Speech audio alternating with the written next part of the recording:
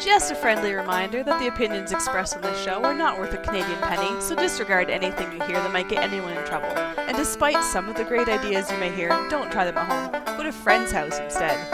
It's time to get a gun. That's what I've been thinking. Well, I could afford one. And if I did just a little less drinking, time to put something between me and the sun.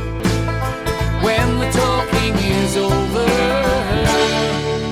it's time to get a gun. Hey everyone, welcome to Slamfire Radio, episode 619, recording live on August 20th, 2025. I'm one of your hosts, Adriel. And I am Cowtown Tony. We should be joined a little bit later by Kyle and by a guest. Tony, have you been up too much with guns lately? I lit my credit card on fire, which is not a good thing, generally speaking. Mm-hmm. Start with what I mentioned was last week's sell event at, well, I think it might still be continuing. I don't know how much inventory is still left at the Calgary Shooting Center for demo Vortex stuff. So, not zeroed in, unfortunately. If Dustin is on, he will probably judge me for being ill-prepared, as I now have a firearm that is not zeroed. But I have a micro 6-ax. Well, they only have one version of the 6-ax Vortex magnifier behind my used-to-be IPSC PCC optics, the Vortex Gen 1 UH1 Razor. Huey. The Huey. Yep, the Huey. So for the 3-ax, they had the micro, which is the Gen 2, and the non-micro, which is the Gen 1. Again, for the 6-ax, there isn't a problem. A lot of people wouldn't recommend 6-ax magnifiers, but my eyes are... How do you say? I can kick doors open on IPSC stages with 3-ax prism, so I thought I might as well go with a little bit more. The eye box is tight, but at least on a fixed stock gun, it lines up pretty good. And this is a lot of fun. Is it quick? So, well, to bring it up, it's not bad. Have it up on your shoulder. Oh, okay. Yeah, it looks To good. bring it down, it's because if you're doing this, you're kind of going against yourself. So Whatever. Just do it quickly. Yeah, it looks fine. it's not bad. It is, on this particular mount height, it is a little wiggly. I don't know if that's a demo thing or something. So I'm reaching out to Vortex about that. I haven't sent the email out yet, but you know what? If it's a problem, they're going to fix it. So I'll be happy about that. This optic stack is really less about performance. Well, it's not completely performance-less, but it's less about performance than how I guess my video game career started. And I didn't even play that whole game through. Yeah. Did you go pro? I didn't go pro. I was very not pro. What was it? Call of Duty 8, Modern Warfare 3, where you were in your first campaign, you were issued basically M4 with not a Huey, but the holographic from EOTech, and then you have a magnifier behind it. I ran a similar setup in Battlefield 4 for a while too, so that it fits the bill, and I like how I don't like dialing that much, so to me 1x or 6x is okay instead of 1x to 6x, and that gives me a place to put my Huey on, so that's good. And I'm shooting unlimited anyway, so I might as well max it out, and this would be what I consider the Vortex Deluxe in case you're in action shooting. We'll let you know how it works. So far the Huey hasn't slowed me down or failed me, which is... Are you going to sight it in this weekend? 2 years now. At least I'll try. I'll try on Thursday. Well, make sure it's like dialed, right? Because Battle of Alberta is coming up, and what's the longest shot? You should be able to make hits at 300 and 400. I can't test that. That's the thing. BTSA is short range. Well, you can test to what? 200? 200, correct. That's good enough. That's good enough. All right. And then I had stuff from Prophet River that came in. With my elbows at the elevated position, I unboxed the American-made brass from Starline, 100 pieces. So that will get me through for a bit. 450 Bushmaster, of course. And then, with my elbow in more elevated position, I have some Sub-X Hornady 395 grain 452 caliber bullets. There you go. And here's a comparison. This is a Campro 250 grain 45 ACP bullet. And here's your big guy. So Chunky. it'll be a lot of fun. It's one of the more interesting loadings for pretty much specifically for 450 Bushmaster. So I thought, well, Prophet had them. They only have one box, which isn't surprising. Who in Western Canada will be hunting with this thing? I don't even think any... I might be lacking knowledge on this. I don't think there's many places that have preliminary weapons, whatever you call it, like an early, yeah, like an early hunting period for primitive weapons. Yeah, I know for Calgary and Edmonton, they have shotgun and muzzleloaders, but I don't believe they include stray walls. So no. Also, again, American made. I have some. This is on the other spectrum. This is 160 grain pure copper.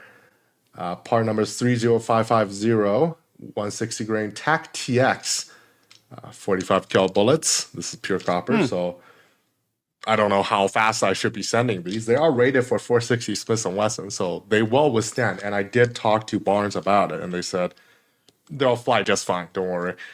But there isn't really established load data for that, so I'll probably start at like 200 grain load data, which they will be performing not at their possible max, let's say. And since I was reloading, I found a problem. As I mentioned before, it was been rainy, quite rainy, oddly rainy in Calgary this year. It started to have some browning on my dies, and I haven't been reloading much, right?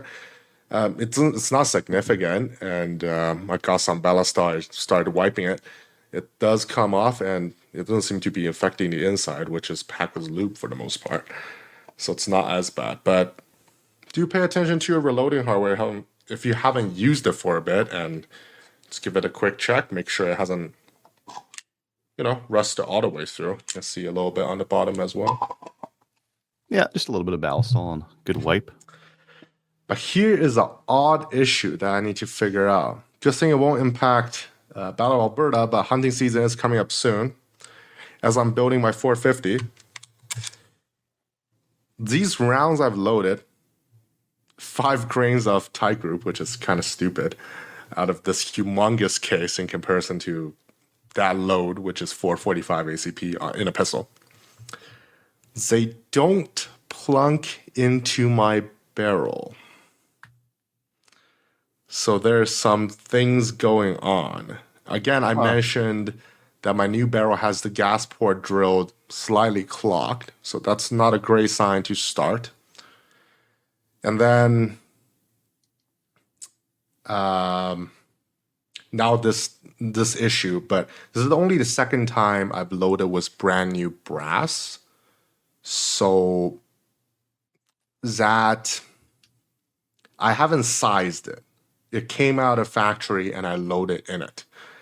Some would say that's an acceptable practice. Some would say it's not. So now I have some cases lubed up and I'll go through them through the resizing die. And just to make sure, I also have factory ammo ordered from RDSC just to check if the chamber will work. A little bit odd, I guess, another snag in my building your own rifle part. Mm-hmm. And last but not least, another thing from Prophet. It's way too hot, so I can't wear it all day, but I got myself a Vortex hat that's blaze orange. You might ask, why would I? This was the hat I wore last year, and personally not a fan of baseball caps because my head is kind of big and not a lot of hat actually fit it.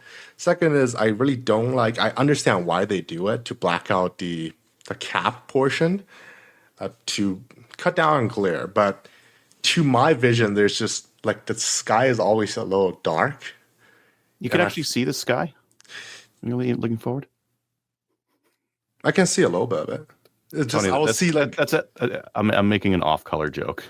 oh really? Okay. Yeah. Anyway, so like this is why I don't like wearing like coat jacket hats in the winter times, unless like my ears are frozen, just because I feel like I have way less situation awareness, and that in kind of like a hunting scenario makes me a little bit more anxious because like I'm missing something. I'm missing the action. There must be a deer around me. So I'll probably go with this for this hunting season. It's nice because it's a little bit warmer. I'd rather that too. run it But as my well. hat is usually overheating unless it's negative 20 or below. So we'll see about that. How about Adriel? What have you done? This last weekend I did a PAL RPAL. Pretty busy, surprisingly. So the PAL was sold out, and the RPAL I think I had like 7 or 8 people. Like it was not bad. 7 or 8 people is considered not bad. Oh, I guess my class wasn't that big. I have a total of 12. Like, yeah, that's pretty good. Just while you were talking there, I was just looking at some different grip options for that 1911. So like last time I had these smooth ones on, which look good, but not that good for competition. I think for competition, you probably want, I got some G10 grips right here. Ooh, and these are from, these are not even cheap. These are from VZ Grips, right? I don't know. I have had them for a long time, so they might outdate. Or if you prefer, you could have those grips on there. Are they 3D printed? Yeah, and they're they look block. Yeah, they look perfection horrible. I hate on it. the 1911. No. You should say no wrinkle perfection on it. The Raincoat perfection. See, fits better. Fits better. Yeah, I don't know. I like the Glock perfection on the 1911, but yeah, I'll put those other ones. I was looking through my grips. I have a whole bunch. I've got like the classic rubber checkered these are not very ones, and well, the rubbers are better. and some other wood checkered ones. But no, these G10 ones will be the ones to use definitely. So I'll stick those on there. Yeah, I have a bunch of grips. I should probably change. I don't know, maybe some of my other. I should have more 1911s. That's what I should have. Ooh, No? Me too. You too? Yeah. There's something in the way, though. I'm just not going to talk about it. Yeah, I wish. I mean, maybe there's some airsoft guns or maybe there's some pellet guns that are not that take 1911 grips. There is a like certified by Colt Umarax M45A1, also in the peanut butter color scheme that's available for like $100 and some bucks. I saw about it. It will fit a 1911 holster too. So yeah, this thing's got a light trigger. Did I pull the trigger on this thing last time we were on? I don't think so. Let's see what we get here.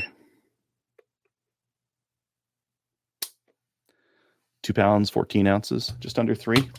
Competition grade. I'm pretty good. I'm guessing it's not drop safe. I don't know. Well, it's got that.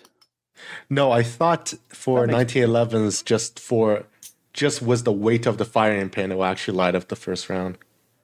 I can't remember if the firing pin has a spring in there or not. I think it does. Unless you have a Series 80 gun. I don't know if No Wrinkles made them that way. I don't think so.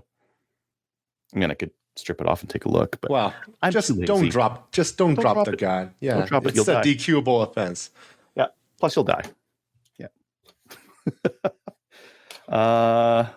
Yeah. So, yeah, getting that ready. I'm going to be really short of time because every weekend has something, and even maybe even 2. What's even coming up?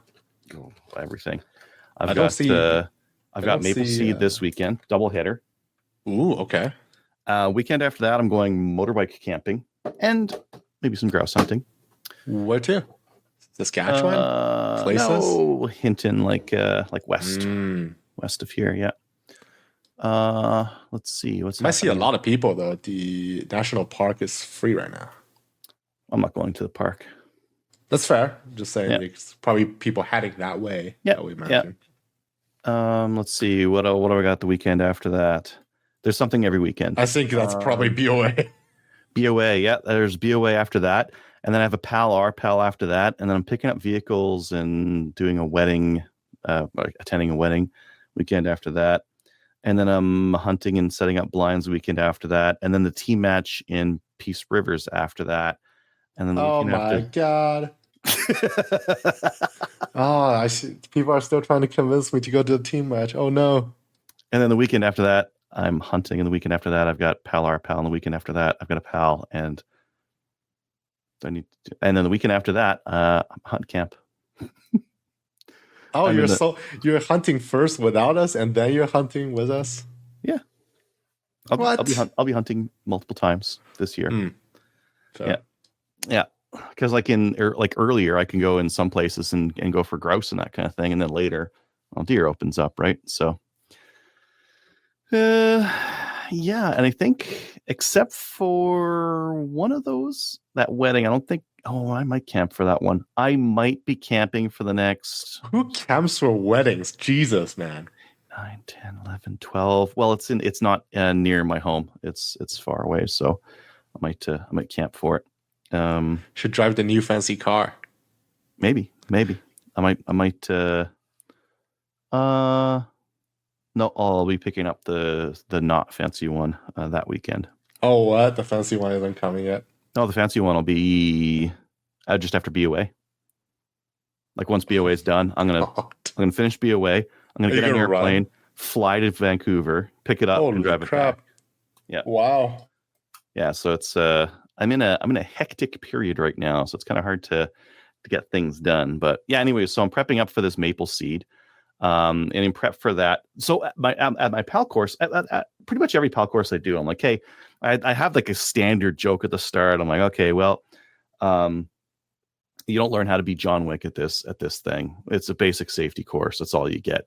But if you want to learn how to be a better shot, like you need to go something like maple seed.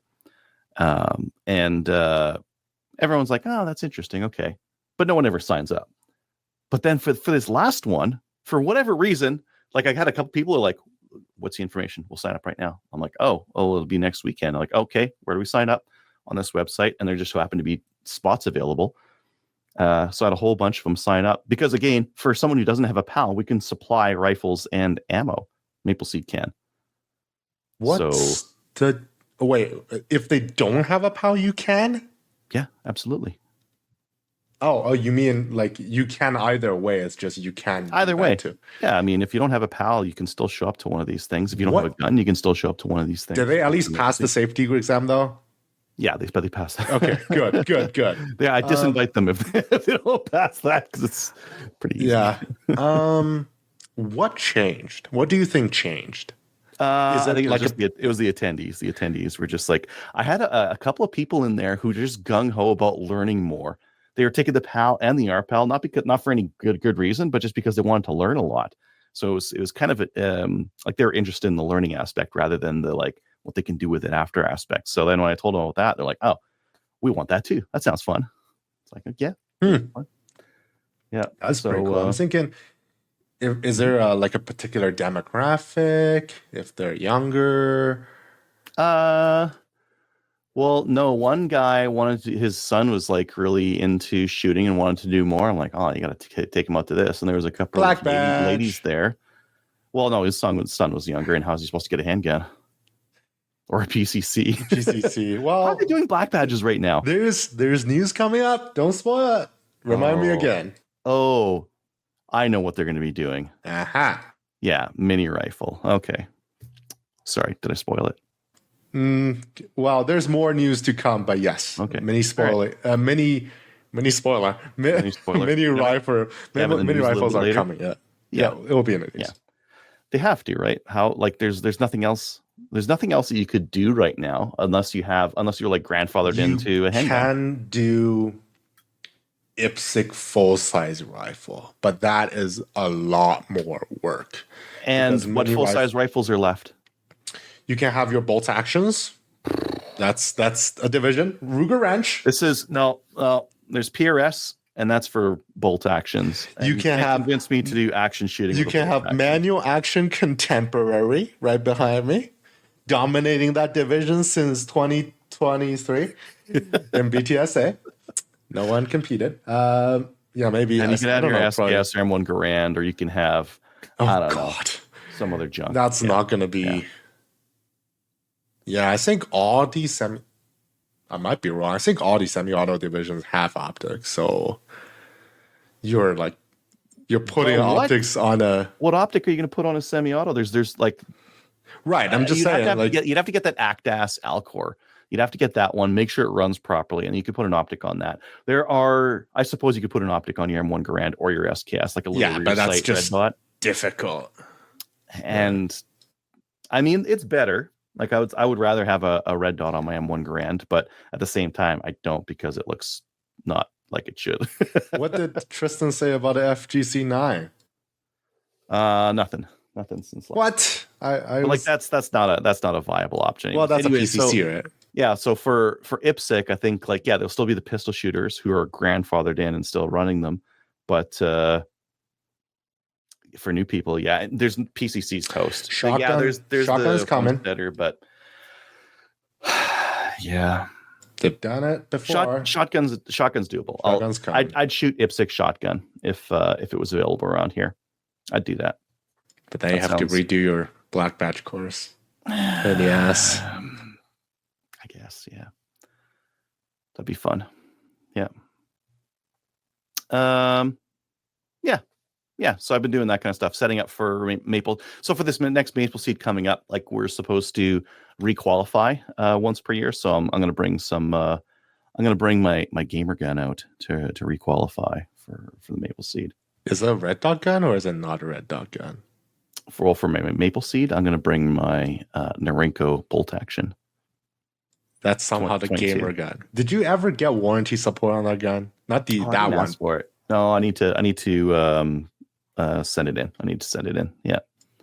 I'm just so busy with with so many things this week. Every weeknight I've got something going on. So it's hard to get away and get that kind of stuff done.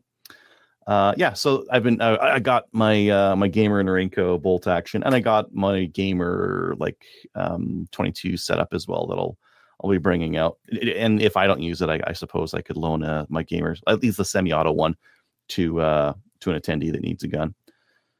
But yeah, I think, and I've got to pick up some food and all that kind of stuff for that thing as well, because I'll be camping out at Sherwood Park again.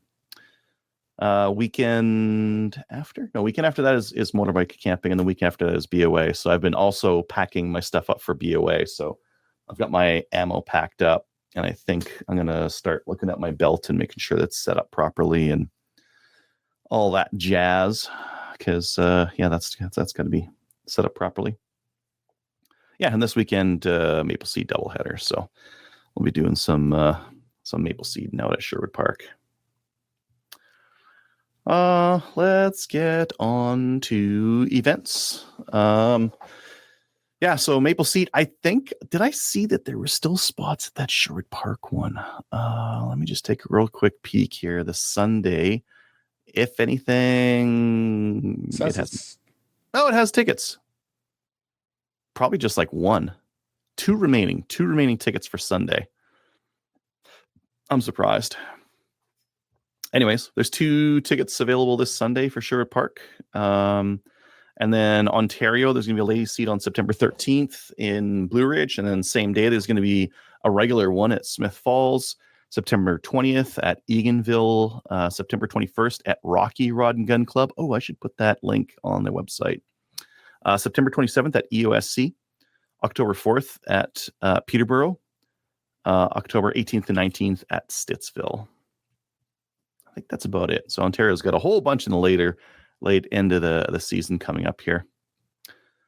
Myself, I've got September 13th, 14th for PAL RPAL. The 13th, there's still a couple spots available, and the 14th, no one signed up for the RPAL yet. But maybe that'll change. Maybe that'll change, right?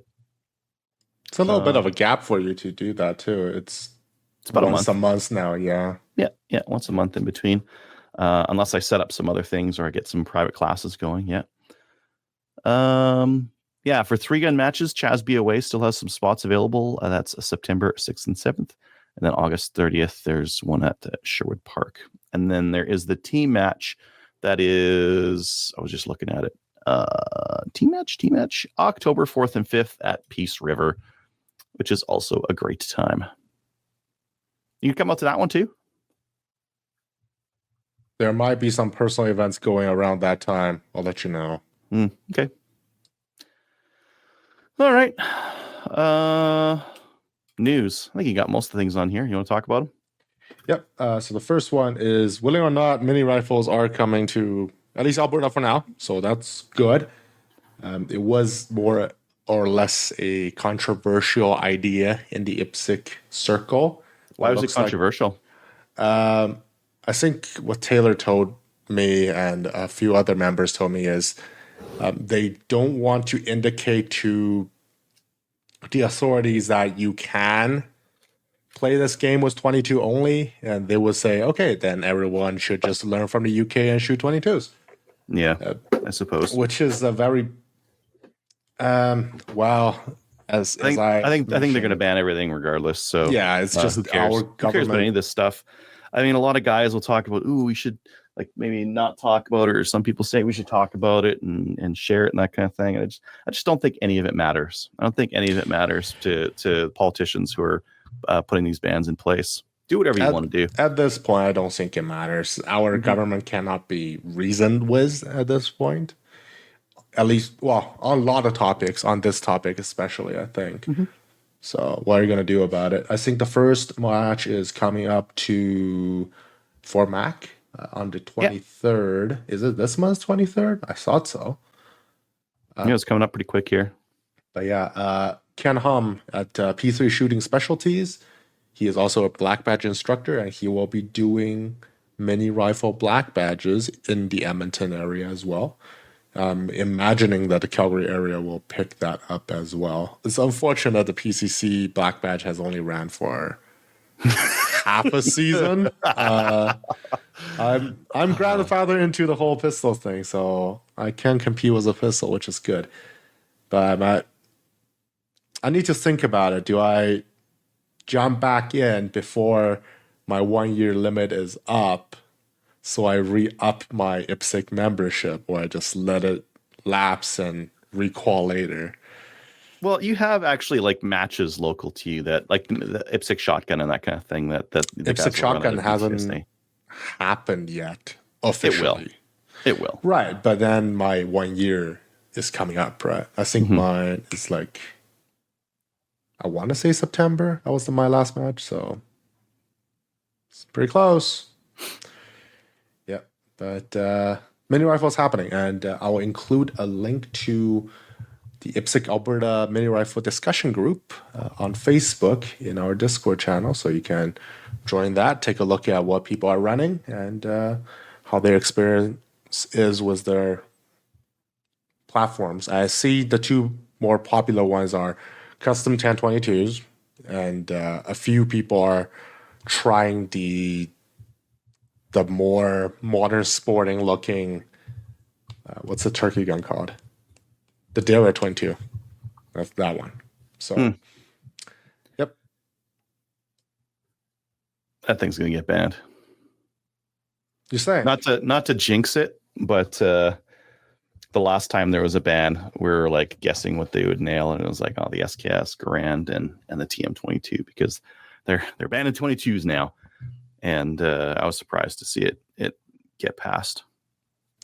Not happy. Like I want it to stick around. It's just they seem to be banning anything that looks mildly scary. I don't think they would do it because, or I would think they would ban it when they ban either the Savage 64 or the A22, because on their base model, those don't look scary. Well, there's also the base model Dara TM22, which doesn't look scary either. So yeah. I'm assuming they're looking at all the base models and making a judgment from that instead of all the body kits. Just because the GSG in their default configuration already looks quote unquote scary, that's that's my again. Our government is not to be reasoned with at this point. So what do you do? Yeah, I don't know. There's that. What was that Bullpup 22 that I was trying to review, and I just didn't get enough time, and it was a piece of crap. Oh, it's by the prestigious manufacturer in Italy. What did Yes. what did Mo shoot? Tanfoglio. Tanfo. Yeah, There you go. Tanfo. Yeah, the Tanfo Appeal. It's a good name. Now that, like, for anyone who doesn't know, it's not a particularly scary looking gun. But that one got clapped in the last, not in the last one, but maybe like one before that, and it's I don't know. Is that scary looking? It looks space guy enough. It looks like a space gun, but when you actually put it in your hands, you're like, ooh, gross. Do you think these people ever held a gun? No. Yeah, see? They But at the same time, like, what an odd gun to ban, because it wasn't used in any shootings or anything like that. Please refer Because it would to please refer to Mr. Runkle's Buttmaster. Why would you ban that? Yeah. Right. Yeah. Same thing. Yeah. Sorry, I think I interrupted you. We were talking about mini rifle and TM22. Yeah, TM22 is going to be the gamer rifle if you can get one that runs, because they're a little bit hit and miss. Other than that, like a Savage or a tricked out 1022 that's running the Tough 22 mags. I think that's the more flexible option, the more configurable one, but also still kind of picky with mags and still going to. That means I need to shell out more cash to build my 1022. No, you have an 822. Just use that. Fair, but I still want to build a new one. Okay, build a new one then, because I would be a horrible hypocrite if I told you not to build one when I've got a couple custom built 1022s. It's always hanging over your head, like when is the banhammer going to come down? You never know. And if, right, for 1022s and that kind of thing, I think they might get away with it because they have those limited mags, but who the heck knows? Who the heck knows, right? And I think when it comes to 3-gun, at least the major clubs in northern Alberta, they're running. They have a mini rifle division, and they're all doing one division for large cap and one division for limited, so like 10 rounders. So if you run a 1022 and you don't want to run the unreliable magazines, there's going to be a division where you can run the 10 rounders and just get some belt clips and hold lots of mags on you, right? Well, generally, IPSC don't bend their rules for particular locales, though. Oh, I'm not talking about IPSC. Right. I'm talking for 3 guns. Yeah, I don't for sure. Yeah. But I believe for both divisions in IPSC, it's going to be 30 rounds max. Then you're going to have to run the extended mags because it's way too big of an advantage. Like, changing mags is slow on a 1022, and like on a handgun, you can drop and you can have that next mag like up and going into the gun before the other mags even hit the ground. But on a 1022, you have to drop, then go down, then grab, and then just charge it from the side. It's just never going to be as fast. None of them are particularly fast like that. Even the TM22, you're going to have to. Well, no, that one you can drop the mag with with your index finger. Is it going to drop free though? Also, do you really want to smack that magazine right into the ground? I don't. Yeah, I would drop my mags. Yeah, they're plastic. They're lightweight, right? They'll be fine. Springs flying. A possibility. Oh, yikes. But like I dropped my 5.97 mags, and they I don't know if you remember, but like they're all cracked at the back here. Yeah, they're all like that. Even this new one is like that. So I think a lot of the UK people are still running AR-22s because that's legal. But not out here. So I know, but that's the performance choice. Let's put it that way. Yeah. We don't really have a. No, I think the 1022 with the tough mags, like a really tricked out one with some nice parts on it, is still the performance way to go. Like, you can build a really lightweight rifle, like I've built with that LPC chassis. That's true. We can have SBRs easily. Yeah. You can go with a pretty lightweight, fast little gun. And then you just need to choose something that runs your extended mags well, and then make sure that your extended mags run, and make sure you've got ammo that runs properly in it and all that kind of stuff. Mm-hmm. You got a story here about man arrested after assaulting an intruder inside his home? Yeah, it's the funniest thing ever. I guess Ontario be Ontarioing. It is an article on CTV where someone came in, barged through the door, and he was charged. The intruder was charged with possession of a weapon for a dangerous purpose and breaking and enter. Mm-hmm. The defender and owner of this place was charged with assault with a weapon following it and aggravated assault. Yeah. So I don't know if they said what weapon it was.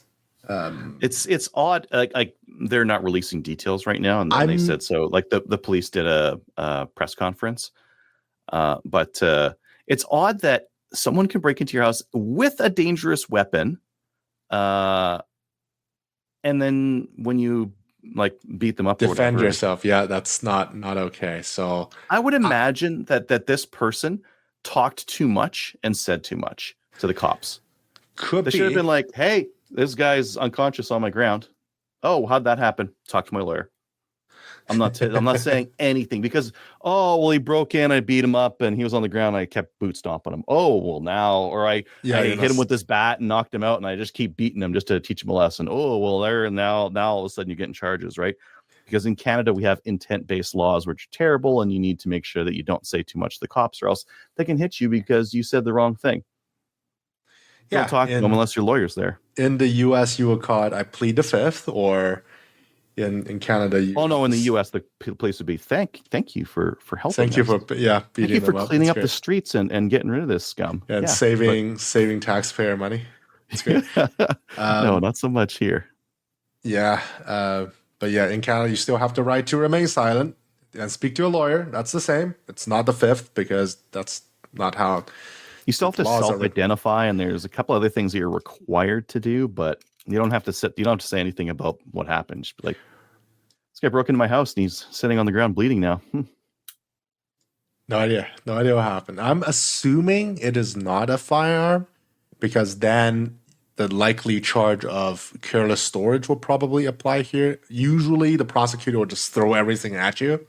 Mm-hmm. And if it doesn't stick, then it doesn't stick. But if they don't throw it at you right now, they will lose that chance to do so. So I'm going to assume, but it's unfortunate news that, I don't know, self-defense does not apply in Canada, whatever you want to say, I guess. Unfortunately. It's becoming a bigger topic. So maybe this is something that is gonna be because like Ford was talking about this, Premier Ford, right? Right. Was talking about this whole idea and how this is kind of a travesty. So maybe this is going to come up in the future as something that like, hey, we went too far with this, and maybe if someone breaks into your house, you should be able to defend your house and do whatever you need to make that happen. I would not hold high hopes, but I sure would hope so. It depends how far the pendulum swings back, right? We're just at the cusp of the pendulum starting to swing back on some of this stuff. So some of these things are going to come back. I'm not sure which. It was actually the Conservatives that brought in our current self-defense rules and made them really how long kind of ago was that? It was a while back, but they brought in this whole idea of like reasonableness and like reasonable force to use, and the variables that they have to take into account are insane, absolutely insane. So like, do you know that whether you can do this or not in your own house? Oh my God, it's so complicated. Call your lawyer first. Hopefully you got the answer before you die. I mean, it's kind of kludgy, but in the U.S., like the castle doctrine or like the stand your ground, there's a ton of potential for that to go the wrong way, but it's nice and simple. It says what you can do, says what you can't do. Whereas in Canada, don't shoot at people who is retreating. It's like in general, but there's still some like, oh, he's retreating to get his gun. Okay, well, right. Shoot him in the back, I guess. I would like to see some laws that clean this up and make it a little bit more homeowner friendly, I guess, on some of this stuff, and a little bit less criminal friendly. Although I guess technically now this homeowner is a criminal, or going charged, at least charged. They might get off when if they took this to trial, maybe they'd convince the jury that, especially now, that's not the correct answer. Next one I got up here is the county government's promising, trust me, bro, we'll do the complete gun back. We'll have it in place by the end of next year. Just 2 more years, bro. Do you think they're gonna go to the last moment, like how it did last year, for the amnesty to be extended? Well, they have to extend. There's another amnesty that's coming up in October here, so they're gonna have to extend that one. So they're extending that one, and they're pushing this out 1.5 years. They typically promise that they're going to get this done like 2 years in the future, and then 2 years comes, and it's like, actually, we haven't done anything.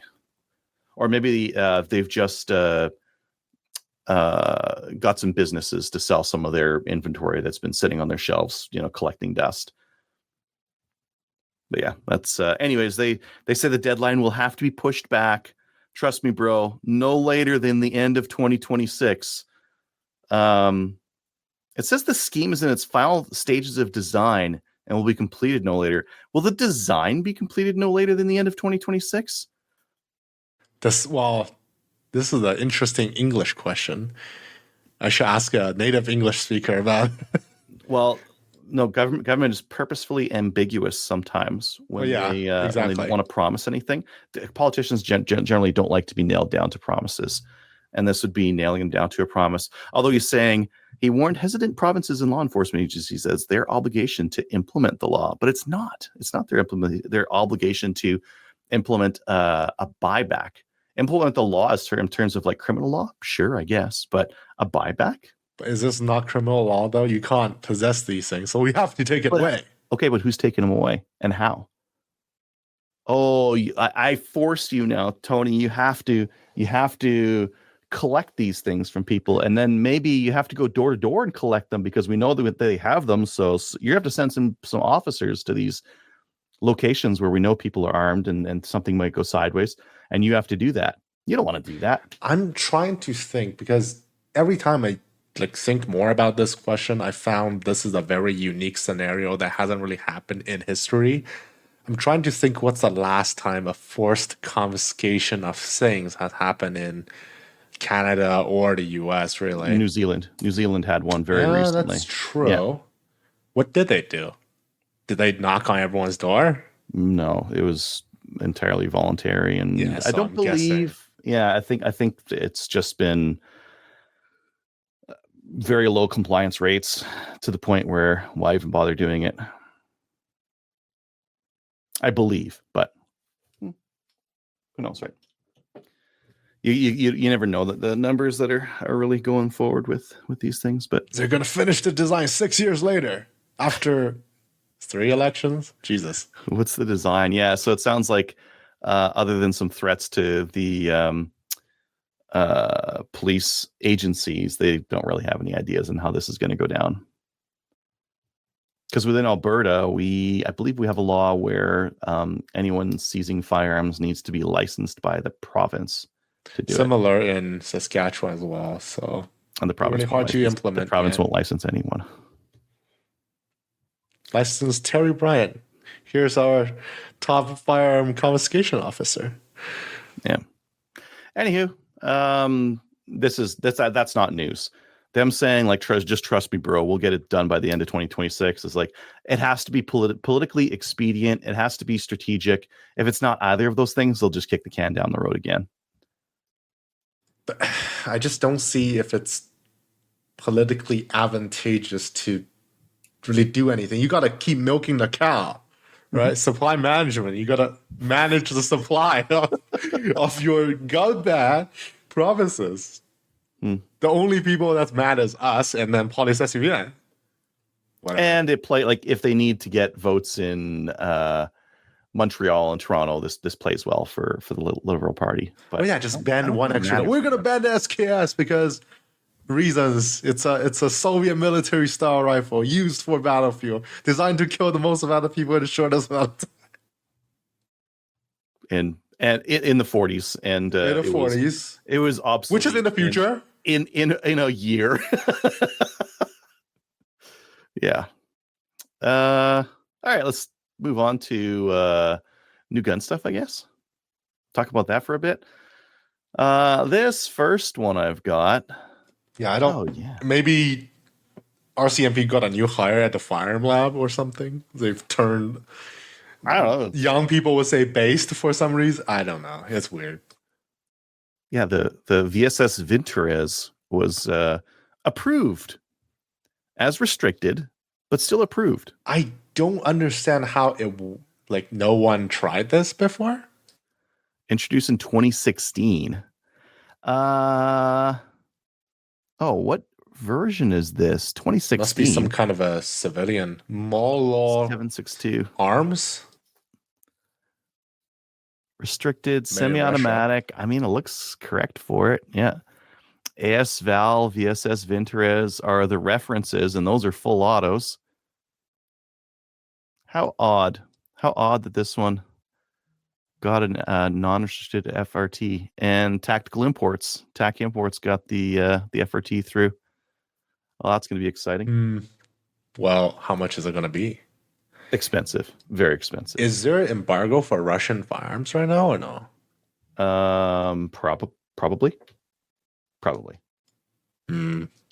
Interesting nonetheless. It looks like to be more of a sporting type, 7.62-39 instead of the 9x39. Way more rare. So you can. Could you imagine? You'd have to. Well, actually, how hard is it to make 9x39? Is it a true 9mm? No, it will be Russian 9. Well, it might be Makarov. Well, same diameter, I guess. Because then you just neck up a bunch of 7.62x39 cases. It wouldn't be that bad. Wow, you got to do it with brass cases. That's reprogrammable. You don't want to do it with. Although I've seen someone post it, there is a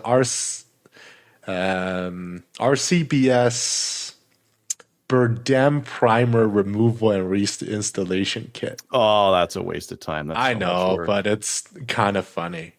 Yeah. Sometimes it's what it takes to keep some of the older firearms alive. Yeah. Anywho.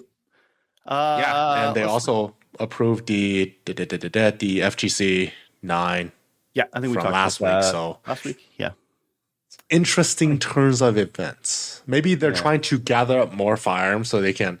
We bet 2 extra models. It's the 10% increase on what we planned. It's great. Look at this thing that we banned. It's a Russian firearm designed to kill the maximum amount of people in the shortest amount of time, and the other one is being used in a civil war in what's the country? I think these were special ops kind of guns, right? Fully 9x39s, yeah. Integral suppressed full autos. Yeah. Anywho, yeah, Russian export. I don't know how they're going to get these in country, but I guess we'll see. Next one up here, Gunworks. They have a very fancy carbon fiber bipod. Very, very fancy. How long is it? It doesn't seem that long. By the way, for listeners, the price is $550 Canadian. 500. Well, it's Gunworks, so it's not going to be cheap. $550. I wonder how different it is from all the other carbon fiber stuff that's out there. It is pretty tall. It's 3 sections. Yeah, that's pretty normal to put in. Well, no, let's see. What's with 5 to 19? Okay, well, that's a pretty good difference in length. 5 to 19 inches. That's a lot. Yeah. 550. Whew. Carbon fiber, though. Must be lightweight. Yeah. But you can get these shorter bipods and that kind of thing, like the carbon fiber. Like they're making them in China by the gajillions right now. So you can get this kind of stuff it's right around $200 or $300. Most of them. But like, what if you need it to be tall when you're on top of a mountain where there's grass everywhere and you're trying to shoot that antelope over there? Yeah, or something. Over here. Like this guy right here, right? That's a tripod. Yeah. It's got one more leg. Should be 50% more expensive, right? It's way longer legs too. Oh yeah. Well, that's because they start out as. Well, yeah, this will be way heavier though. Yeah. How do they get the extra segments in there? Oh, because that's a locking ring as well. Okay. Yeah. So It has there a unique design for the second section that uses a silver ring instead of the twisty tripod. I bet you it's still a twisty because that's the way that all these guys are doing the like a collet locking ring on these things. Mm-hmm. That's fair. Yeah. Oh, neat. Okay. If you're looking for some 338 Lapua, International Shooting Supplies has some Nosler trophy grade stuff. Wow, that is Tony, expensive. 338 Lapua is expensive. Yeah. It's $189 for a box. Almost 50 BMG prices. Jesus. It's a bit up there. Yeah. But I haven't seen that stuff for sale. So. $10 a shot? Uh-huh. I saw my $2 a shot is pretty expensive, but it is. But yeah. Corwin Arms has some G11 and G1889s on sale. These are like the precursor to the K31. I had a 1889 before. It was kind of a neat gun. You have to reload for them. Are they straight pulls as well? Yes. Yeah, they're straight pulls as well. But the locking lug, instead of being at the front, is at the back. So they can't take nearly as much pressure. So even though they're 7.5 by 55, like the Swiss, and you wouldn't want to use like the full power stuff in these. You have to reload. They originally used a paper patched bullet. Wait, what? Yeah, paper patch, like a lead bullet paper patch. How do you paper patch and then have a straight pull? That doesn't make any sense. Well, just the bullet's paper patched. It's in a cartridge still.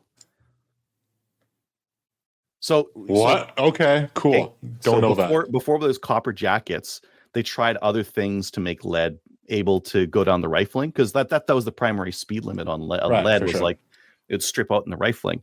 So they paper patched them for a while. They would take like some sturdy paper and wrap the bullet with it, and that would allow it to go down the rifling and not strip out the lead. And they load up a full cartridge like that. Anyways, that's because like these things are from like 1890, 1889, and they're old, right? Whoa, they have Remington Mosins? Cool. Bottom left. Check Mauser. Beer Bruno, with no bolt. It looks good, kind of a rough condition. Some Mosins. Yeah, Remington. So U.S. contract Mosins. That's pretty cool. Yeah. I was talking. One of my PAL students was like, "Hey, what kind of surplus rifle should I get?" I'm like, "Well, there's this or that or the other thing, but probably a 303 or something is really what you want." You want a Carcano or a Carcano? I mean, the Carcano is the cheapest, like still legit. Like that's the military rifle, non-sporterized, and you can still get ammo for it. Prophet River's got Taylor and Company revolving carbines out. So if you're looking for something 4440 or 45 Colt, or they had some 357s, but I think they're out of them. Price is not too bad. $14.49. Mm-hmm. For either one, the 45 Colt or for the 4440.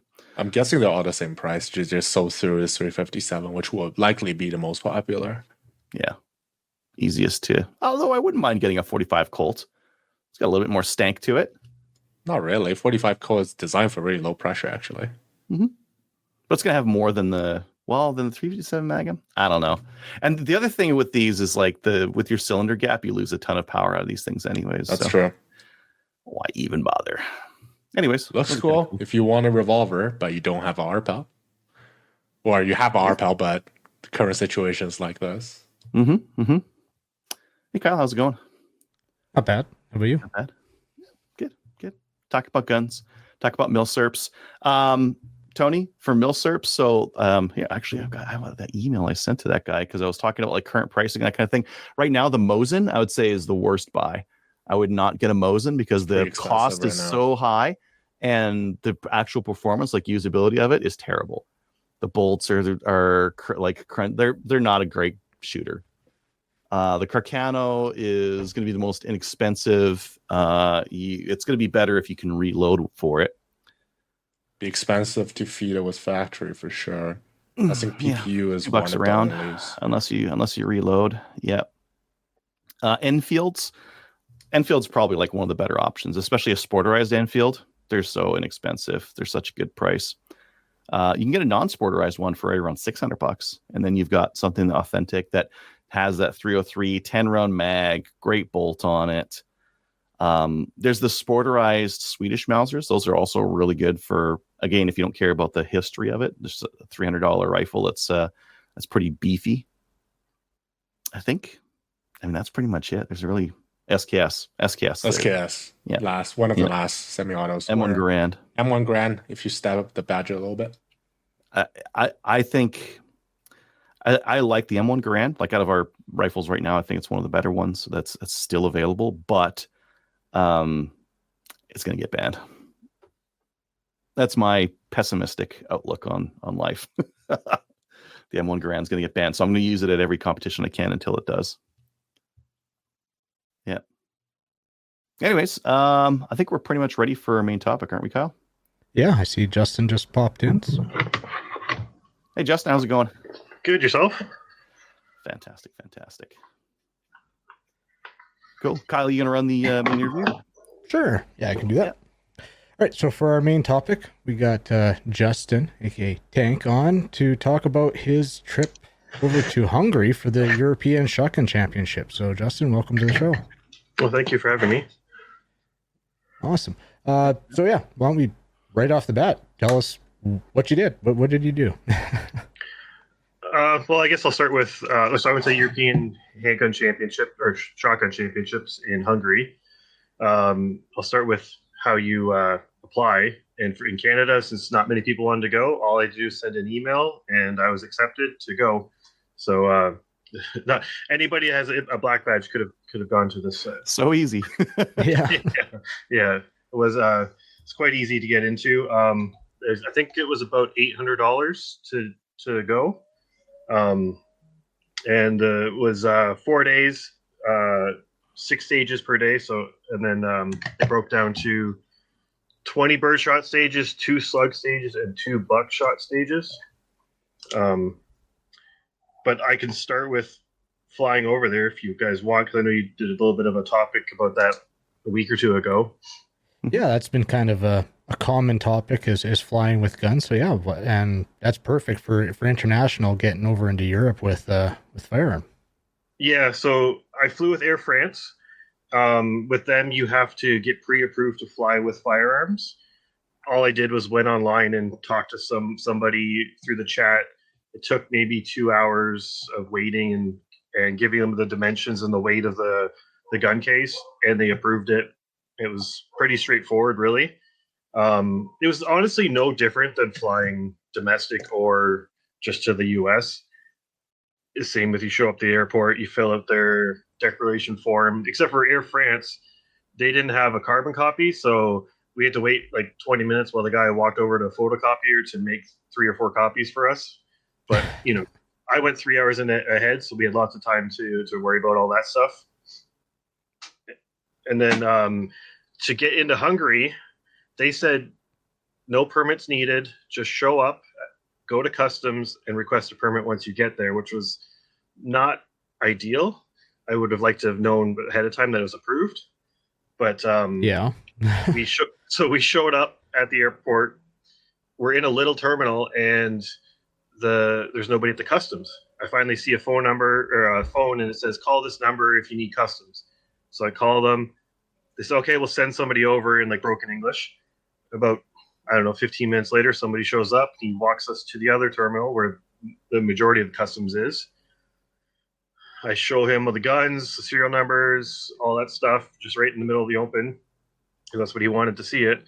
And he took all my paperwork, passport, everything. And about an hour later, he came back, because my wife and I are just standing there like, what is he doing? But an hour later, he finally came back with everything. He said, okay, pay me. And he actually put it in his phone because he didn't know it in English.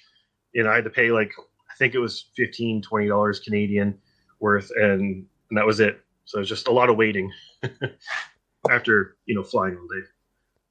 Yeah, not really knowing the full process beforehand. That's interesting. Even on the ESC website, they just said all you have to do is just, they gave a form you could fill out ahead of time, so you had all the information there, which I did. But yeah, they just said nothing pre-approved. You just have to show up and get a permit. It was all handwritten permit too, just out of like a little booklet. So I'm not sure what took an hour. Maybe they just didn't know what they were doing because they hadn't had too many yet. But luckily, there's no issues. Yeah, well, that's good. A little bit of wait and a little bit unknown, but at least it was actually relatively smooth from the sounds of it. Yeah, it wasn't too bad. Just being tired and having to wait was not fun. Yeah. And then so I don't know. I've never rented a car in Europe before, so that was actually easy. Except for in Europe, you have to pay a huge deposit for a rental car, and it varied anywhere from $1,500 to $2,500 deposit. Like obviously you get it back if the car's in good shape, but the rental itself was like $300, but the deposit was $2,500 for because I went with budget because I wanted to go with a company I at least knew. So that was a little strange, but the speed limits over there, I forget what they were, but like 130 kilometers an hour. They were quite high, so that was nice. Open up, have a little fun. Yeah, exactly. In the Toyota Camry. So yeah, the match itself was at a new range. It was huge range in the middle of nowhere. It was about an hour and a half from Budapest. We stayed on a lake, and it was about a 25-minute drive from the lake to the range. It was really, really nice range. And they had shade on every stage, which was definitely needed because the coldest day I shot was 35 Celsius. And the warmest was, I think, 42 Celsius. Oh, gross. Yeah, and like full sun every day. And I managed to get a head cold from flying, most likely. So the hottest day was my worst day, and I was just so drained by the end of it. Sick and trying to shoot in the heat. They had some water you could buy, but I brought a cooler, luckily, and just you couldn't keep up with how hot it was. Even at 9 o'clock at night, went out for dinner, and it must have still been 33, 34. It was just unreal. The heat over there was crazy. So that was something to get used to. Because I want to go to Greece next year. So this was kind of my trial for. I'd never done a level 4, let alone travel to Europe with guns. So I wanted to do that before I go into the Worlds next year, and I'm glad I did. It was I learned a lot, and also learned that shotgun in Europe is a lot better. I don't know. The stages were obviously the normal 3-2-1, 3 small, 2 medium, 1 large course.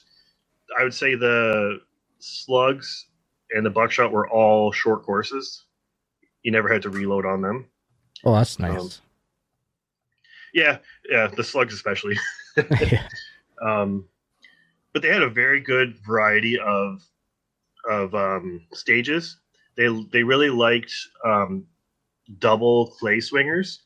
They had a lot of those on the stages, and if you timed it right, you could get them both in the first pass if you're aggressive enough. I found I wasn't being aggressive enough on most of the stages, but I think that was just partly being sick and just the first international shotgun match. I was kind of being a little too cautious with my shots, as you can imagine. That's fair.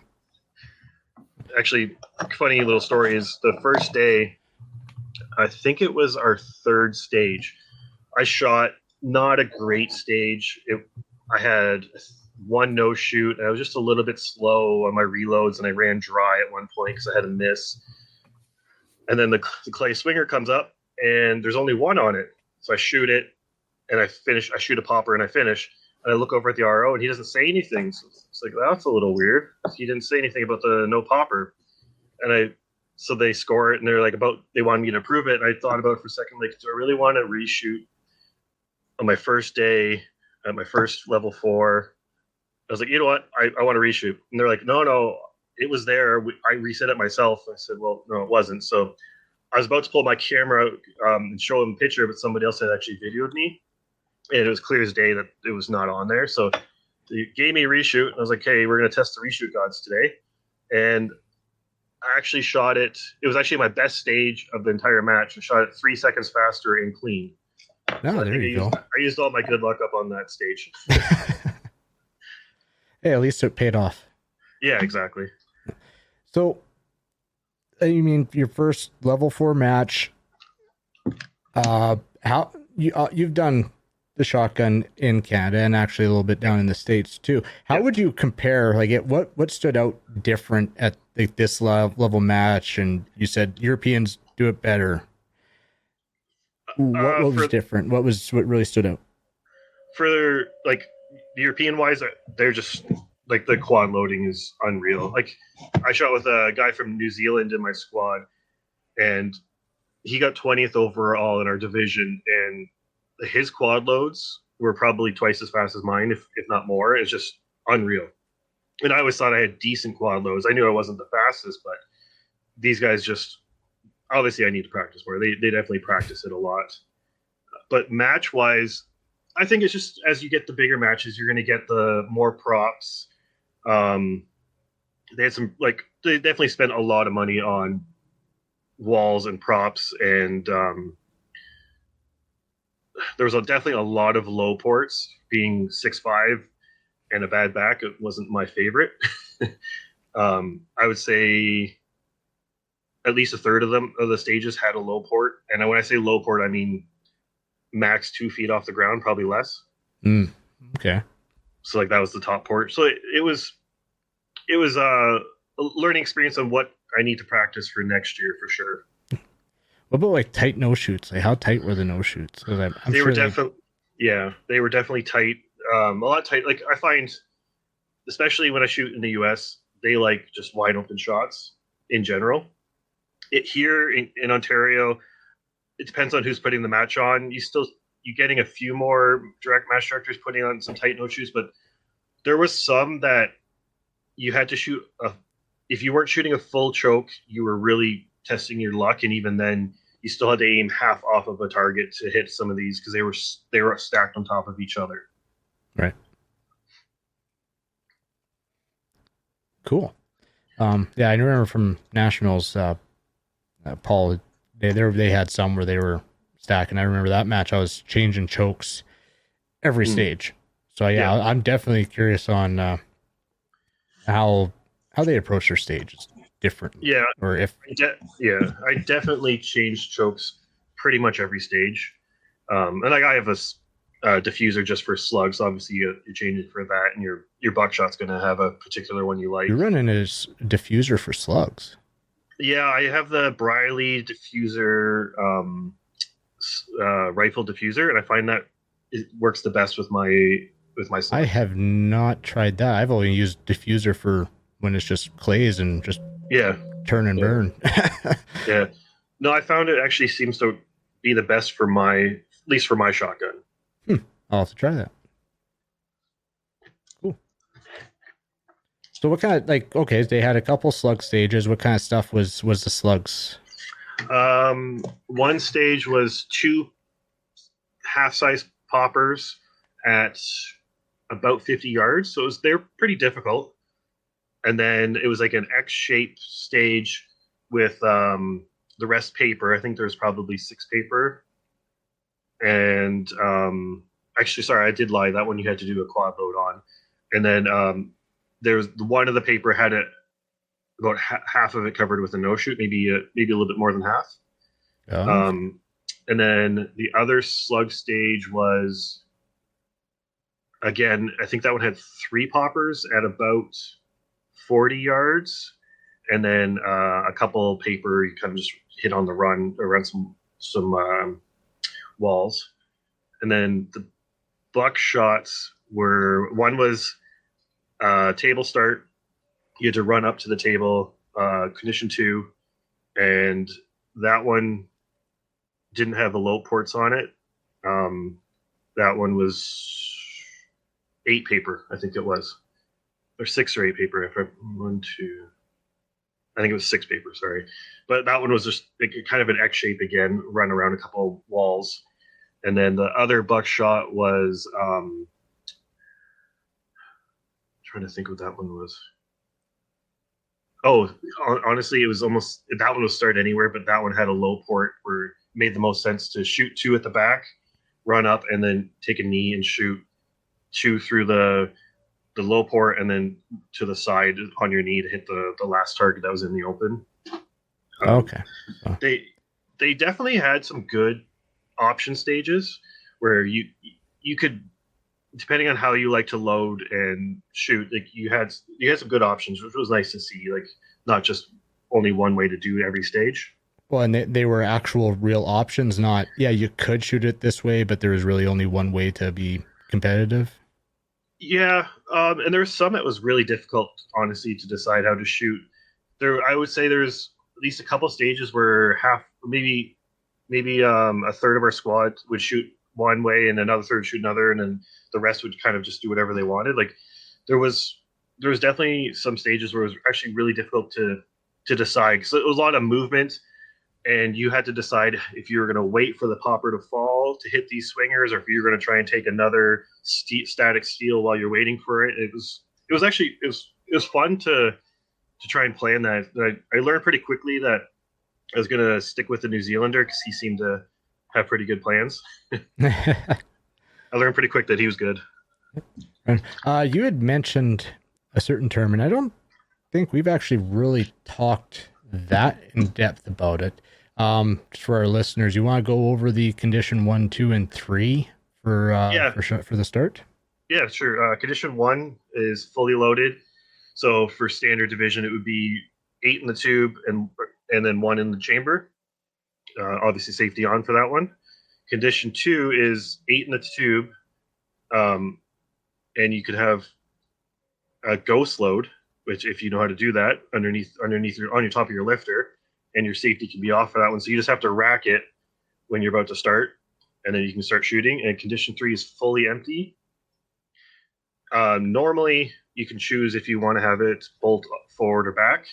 I have a condition 3 loader on my shotgun where you can actually put one just outside of the chamber, and as soon as they hit the buzzer, you can push it in, close it, and then load up your tube full.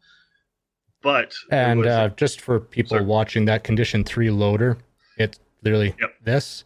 Yep. It velcros right underneath your ejection port, so you can just put the shell in there, and when it's time to go, pop it in, close your bolt, and then you can load. I bought the one that just stays on there that collapses. I don't know if that was a collapsible one that you had there. No, this is mag load. I think they do make the collapsible one though, but this was from before they made the collapsible, so it's just on Velcro. Yeah, so I have the mag load collapsible one. It's just kind of nice because it's always there and it's out of the way. But they had one condition 3 stage where you were not allowed to have anything attached to your gun. So you couldn't have one on the match saver. You couldn't have one on your condition 3 loader, which I thought was a little strange, but it was in the stage briefing. So everybody had to stay the same. But one stage that I truthfully wasn't a big fan of, because I just kind of thought it didn't really prove anything, is your gun has to go on one table, your ammo has to go on another table. Ammo had to be loose. What? And it could not, like, obviously this is not for Is that for your first load or all your loads? That's the Canadian self-defense situation. Guns are in separate locations. You got to load it up. They're loose. No, exactly. So all your ammo for that stage had to be in the box. And the box wasn't completely flat, and they would not let you double stack. So you couldn't kind of grab a quad load and throw them in. So we all kind of figured out, just practicing on the picnic table, put them sideways and kind of just get it so they didn't roll, and try and grab 4 and throw them in. It was a stage of, I think it was like 6 or 7 shots. Okay, so it was at least a short course. Yeah. But that would have been a struggle if you have to. But the thing is, like, how it worked out is if you ran dry, you'd have to run 15 yards back to go fill up again, kind of thing. So it ended up not being too bad. But okay, with that in mind, I actually had a question on mag capacity over there. Like, could you have a 12-round tube on there, but you could only start with 8 in the tube? Yeah. So on that stage, if you wanted, like, it's a 6-round stage, so that brings the question on how much you load 4 in there, but in theory, you could just toss 12 in there, go, and now you have a makeup shot for every target. Yeah, now that we're talking about it, I think it was actually 8. And what I did was I put 2 quads in, and then just grabbed a deuce and threw 2 more in it to be safe. I think I actually fumbled 1, so I only had 9 in the gun, so I had 1 spare. But yeah, so there I actually shot with I shoot a Versamax, and I was able to find was it Nordic? Their extendable Nordic components. Yeah, I have their extendable magazine tube. So it stayed out of the way, except for when you actually filled it past 9, I think, or 8 is when it starts to stick out a little bit further.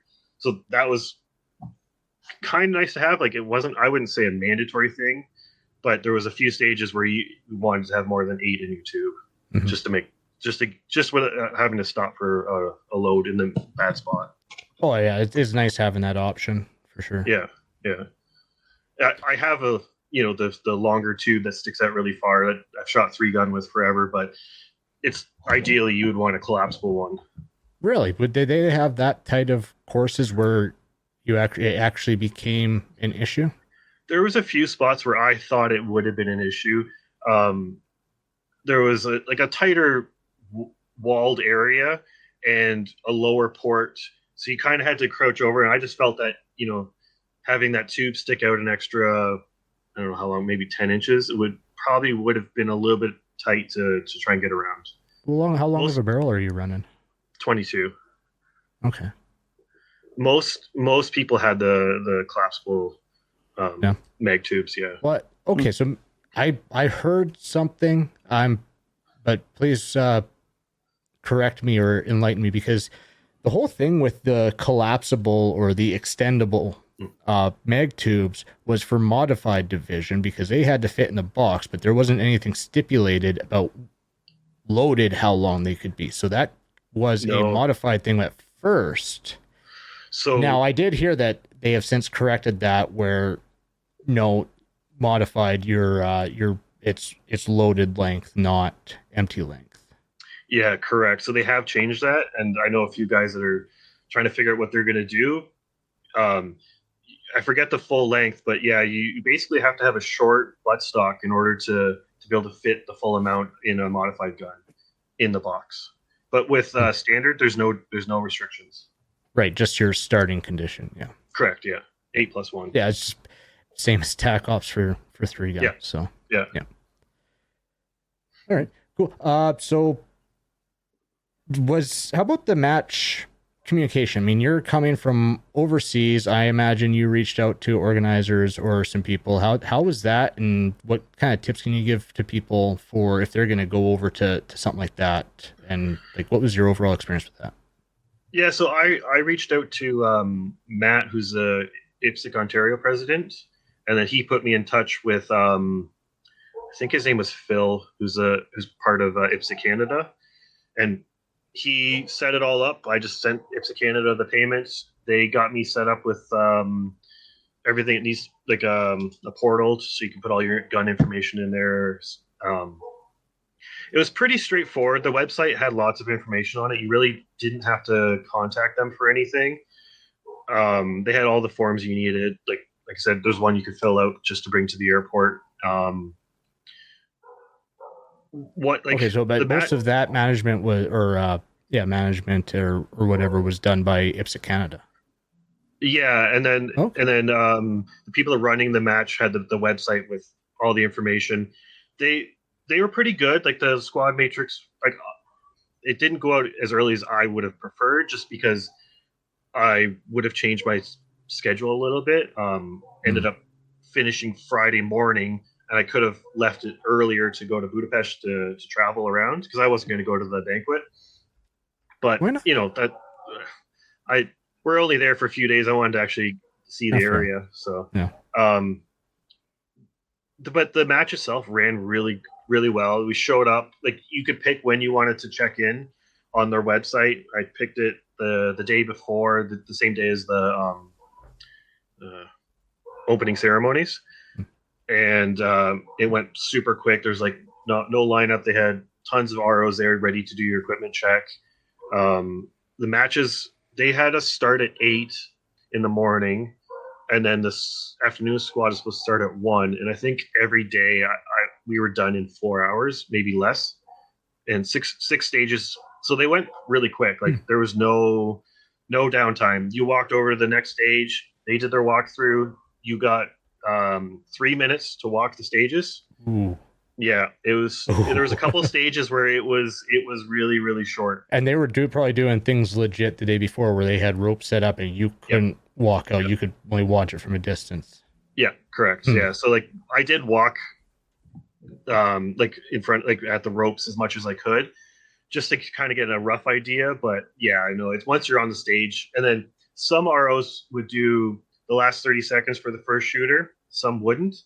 And of course, a couple of the stages where I was first, I didn't get that extra 30 seconds, which would have been nice, because it's hard when you got a squad of like 10, 12 guys trying to, I think it was 10, trying to walk it in 3 minutes. Like, you know, yeah, there was 3 minutes is 3 minutes, even on your own, no one else on the stage is it's pretty tight. Yeah, there was one stage on the hot day. I was first. I can't remember. It was roughly 28 rounds, and I shot it really well, but it was really it was a memory stage. It was just so many angles to try and hit it and where to hit your quad loads. And I shot it all, and I unloaded. I looked to my right behind a barrel. There's one target I forgot to shoot at. And that went, and like I had a killer time. I even beat the New Zealand guy, and until my penalty went on, like I had a killer time too. And it was just like, as soon as I looked, I'm like, oh, you know, that's so frustrating. Yeah, that's probably been nice to have another minute or two. Probably one of the most frustrating things on a stage is, especially if you have a killer run and then it's yeah, and I was kind of rushed too, because how it worked out, I had shot last on the stage before that, and then I was first on that stage just because of how the tablets worked out. So I just was rushing to change my chokes, and I didn't walk it enough. But that's part of learning for future. You know, maybe if I would have just said I got to change my choke, I just shot, they would have given me an extra minute to deal that and do the walkthrough and not have to. Like, I should have probably just done the walkthrough, then worry about doing the chokes after.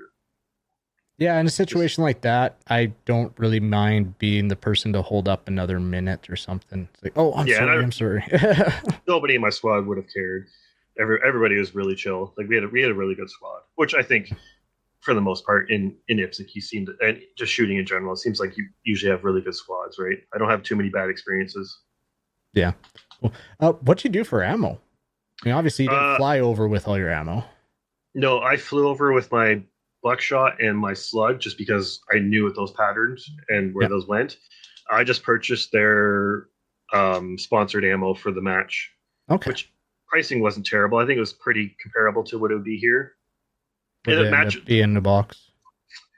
I can't remember now. I bought that back in like April. Maybe $15 Canadian a box. Okay, yeah, that's pretty good.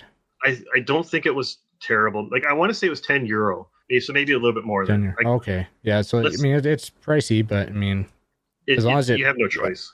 As long as it's reliable.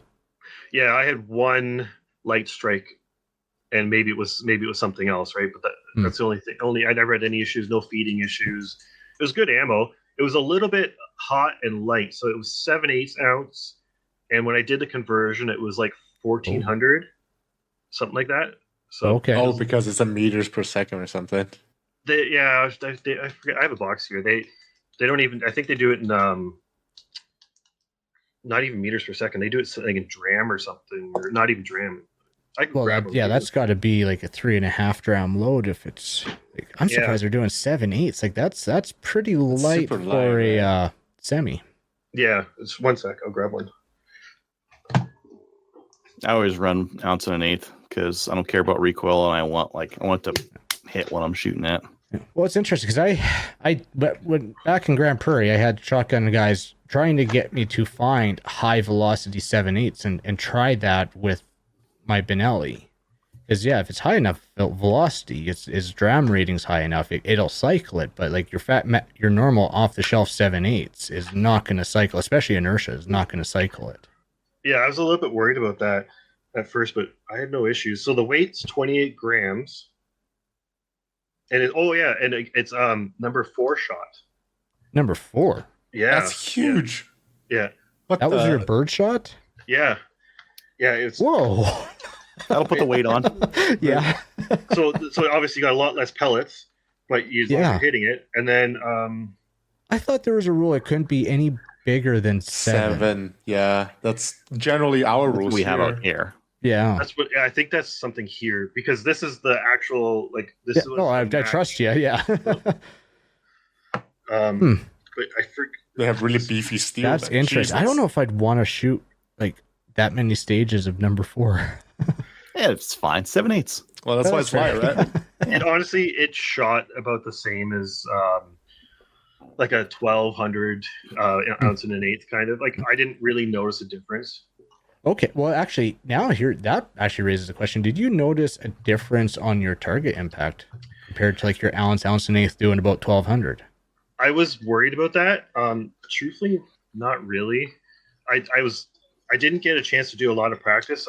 They had a range there that was one of the sponsors. I just kind of snuck on there and used it. I didn't really notice too much of a difference with my patterning. I'm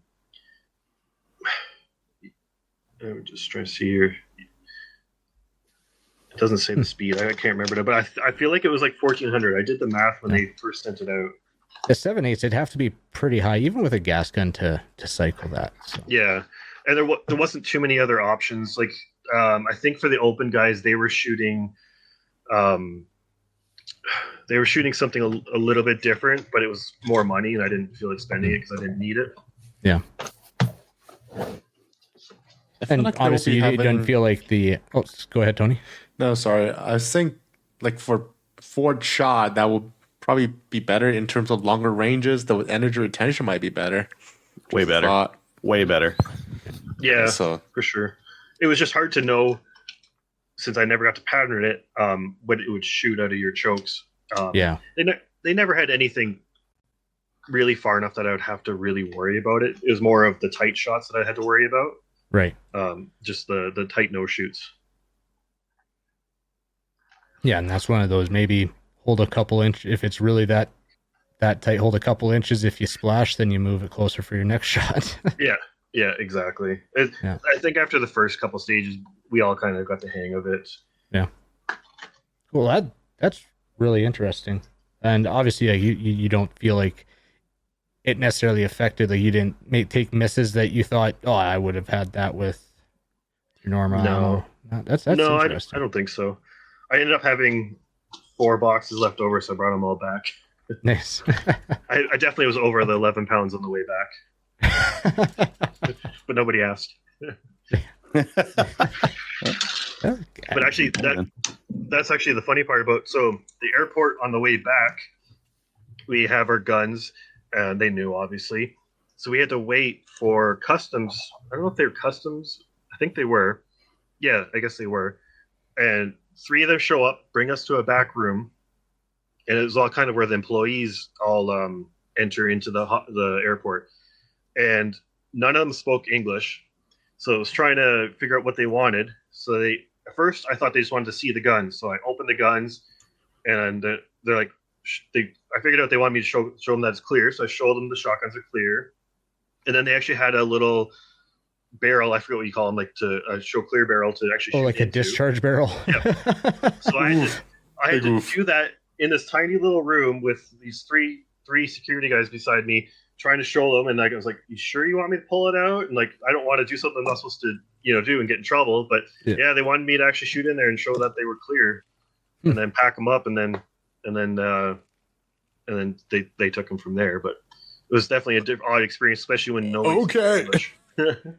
Yeah. Well, I continually get surprised, even someplace like over Europe where you'd think, you look at some of their pistol laws and some of the laws, and you think, okay, they're going to be a little bit more excited or unfamiliar, but it seems like they're actually fairly lax, just like in the States. They're pretty lax about it, that almost like it's a normal thing. Yeah, no, in Hungary, it definitely seems like it was pretty relaxed about the guns. That's good to hear. So you took this trip to prepare for Worlds. So Yeah. what were your big takeaways? What are you working on that you didn't think you were going to have to, or that were like, yeah, like what's your takeaways at that what you're working on for Worlds? Definitely quad loading. I'm bad for not practicing enough. Being more aggressive. I definitely, if I want to compete, I have to get more aggressive on my shots. Let's break down being more aggressive. That could mean a million different things. So Yeah. being aggressive, how? Well, simple things like the clay swinger. At first, I was double shooting them, so as they come up, you just one right away. I was the days went on, I got a little tired. I wasn't being aggressive enough, and I was letting one swing by. So they swung quick, but you're still wasting half a second versus these top guys that are probably running faster than you and definitely loading faster than you. So I need to be more aggressive on definitely movers and just limit the small mistakes. Like I'm sure we're all guilty of it. You know, you don't get the shotgun up right away after a reload and you miss a wide open target, 7 yards away from you. I had one where I think I took 3 shots at it before I hit it. It was right in front of me, but I was just, you get flustered, you get worried, and you're trying to speed up, but then you miss the easy target, but you're fine on the harder targets. So definitely, consistency is huge for IPSC. What about shooting on the move? I imagine shooting on the move would have played a big part in the level this match. Yeah, definitely. Not as much as I thought. Okay. I thought there's gonna be a few more kind of like run and gun, kind of like we do more in the US, or like we seem to do here in Ontario a little bit. There wasn't as much like the New Zealand guy we were talking. He basically stopped in every position, shot his targets, and moved. And that's because in New Zealand they can only put 5 in their gun no matter what. So he's used to stopping a position, shoot 5 or 4. Load a couple, move to another position, shoot. So I would say definitely shooting on the move is needed, but I didn't find it as much as I thought it would be. Okay. But one thing I'm trying to work on is getting into position beforehand. So guns up, on target as you get around the wall, ready to shoot. Whereas not you get there, then pull it up, right? Like simple things like that will make a big difference for being a little more aggressive. Cool. I guess overall, how'd you do in the match? Not as good as I would like. Yeah. I think that's normal. I was 68th out of, I think there was 154. Okay. I think there was between me and the 40th place person was roughly like 5%. So there's a lot of us in that in that 70% to 75% of the winner. So I think there's definitely lots of few little mistakes here and there. Clean those up. I could have easily moved up quite a few places. So I know there's lots of room for improvement. Without obviously, I don't think I'll be able to contend with the top guys by any means.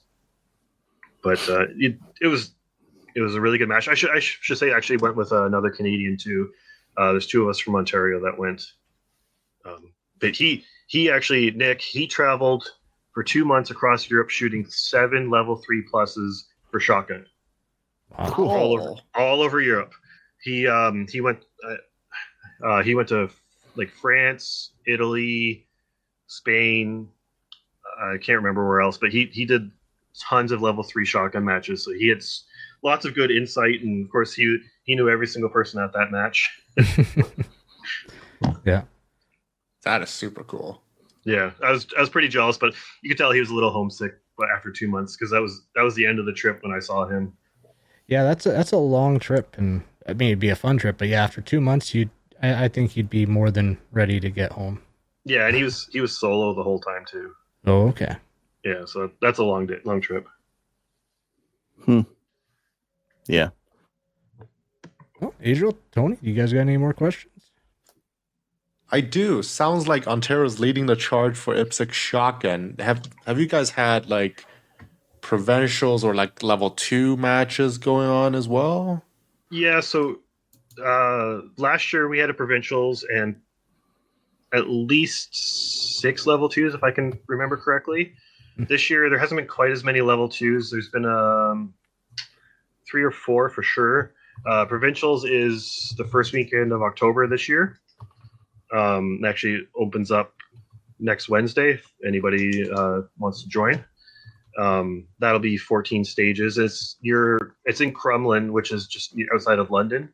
Actually, I almost think that's where Nationals was in 2019. That was one of the ranges. They did Nationals over 2 ranges. Yeah. And Crumlin was one of them. Yeah.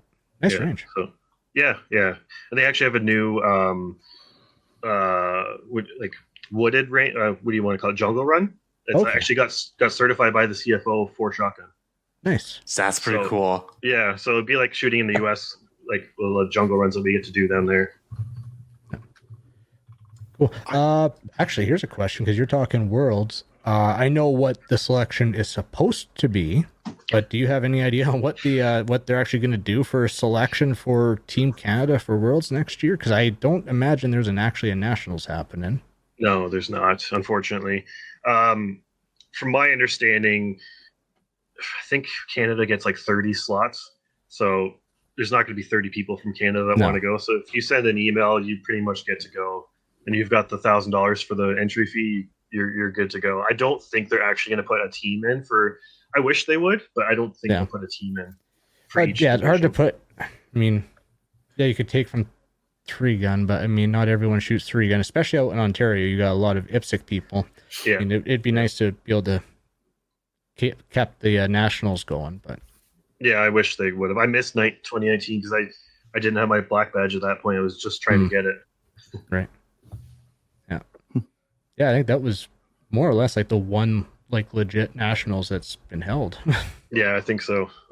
I hope they do one next year. I know there's been talk of it, but I was hoping they would do one this year too. Do you have the dates for provincials though? Because I mean, I imagine that's open nationwide. Yeah. Oh yeah, for sure. I can tell you. Is Paul MDing that one? No, Matt. So Matt Elliott, who's actually Ontario president. Here, right here. So October 3rd to 5th, level 3, 14 stages, 185 rounds. If you want to email, if you're out of province, oxfordmultigun@gmail.com. And that's Matt's email. He can help you out. Perfect. Yeah. There you go, Tony. You got to go to Ontario Provincials for shotgun. Don't bring your bandolier. No. But, No, don't bring my bandolier. No. Put that Nova Speed to work. Yeah. Cool. Well, that is awesome. And so yeah, if you want, I mean, yeah, it's gonna be open probably for Worlds. I wish I could go to Worlds, but I'm not gonna be in a position to go. But I even though I've never been, I've always wanted to go. Every time it just didn't work out. I'm hoping to. A friend of mine did Italy. I think that was 2016, and he tells me all kinds of great stories about it. So yeah, it'd be a good experience. And I think I would do better at shotgun than I would at pistol, and definitely at rifle since we can't practice. So yeah, shotgun's I think my favorite, anyways. Yeah, I think mine too, pretty much. Yeah, always has been. But yeah, so if you go to provincials, you get a good taste of what you're going to run into and meet some faces and get in touch with the people basically making the plans. Yeah, exactly. Cool. Well, thank you, Justin. It sounds like that was a great trip. I'm a little jealous. I've been always wanting to go over there shooting. So yeah, no, it was awesome. Definitely glad I did it. You'll have to make it down south here and shoot some match. Maybe we'll get to a match together. Actually, I'll see you at Memorial. Yes, you're right. I'll be at Memorial. The weekend after Shotgun Provincials. Yeah. They actually, I think they kind of moved Shotgun Provincials because they was like, hey, we're thinking about doing it October 10th weekend. I was like, can you guys move it? I won't be here that weekend. They're like, yeah, we haven't set a date yet. Sure, we'll move the weekend before. Perfect. Nice. So that was always nice. It's nice to have that poll. Yeah, I think they weren't set on a date, so it was just kind of I happened to talk to the right person at the right time. So because that's always a fun match to do. Perfect. Well, yeah, we'll catch up with you in October. And likewise, thanks for coming on the show. Perfect. Adriel, Tony, if you guys have anything else. Nope, nothing else here. Cool. All right. Thanks, guys. All right, thanks. Thank you.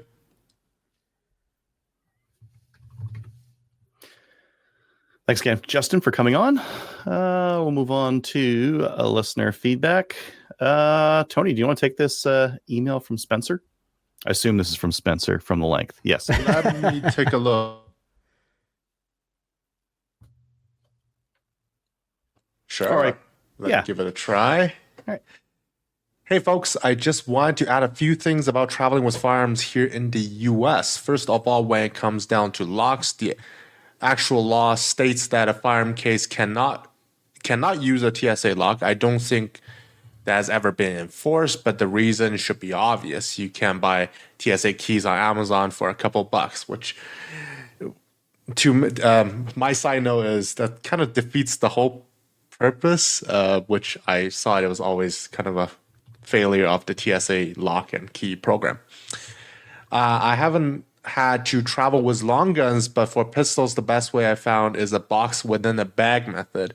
I was thinking that too, as in have your big check-in luggage and then have your pistol box inside it. Basically, I just put the pistol case with a non-TSA lock inside my larger check bag, which does have the TSA lock. The key is that when I fill out the declaration form, I put the form on the outside of the pistol case under a very large rubber band. And then I put all that into my checked bag and lock it with the TSA lock. This is perfectly legitimate, and it means if some secondary screening sees a gun and need to investigate, they will see declaration. When they open the outer bag, this means they don't have to cut open the pistol case or call me back to security like they would if the declaration was inside the pistol case. That is interesting. Somehow they would just believe you.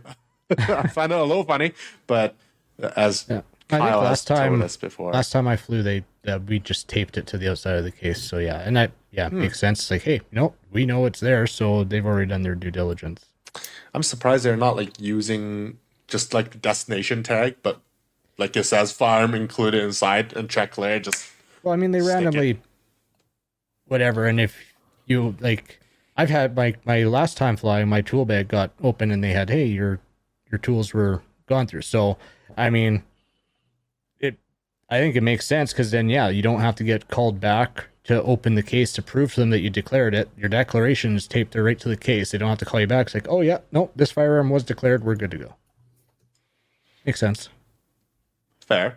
I've traveled across the U.S. this way, and the only issue is each airport is different on when they actually need the pistol case open to inspect. Here in Atlanta, they would tend to do it twice. Really. Once at the Delta counter where you fill in the form, and again at the TSA screening area.